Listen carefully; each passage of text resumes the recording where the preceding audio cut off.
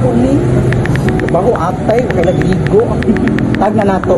Tajud, para makarealize siya kung siya kabaho na siya girong buang. Murag nalain na si Justin lately, no? Tungod atong post ni Arkin.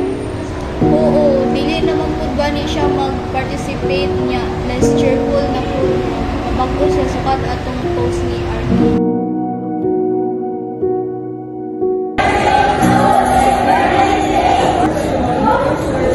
Hanap ko ni mga girong buang kabaho mo.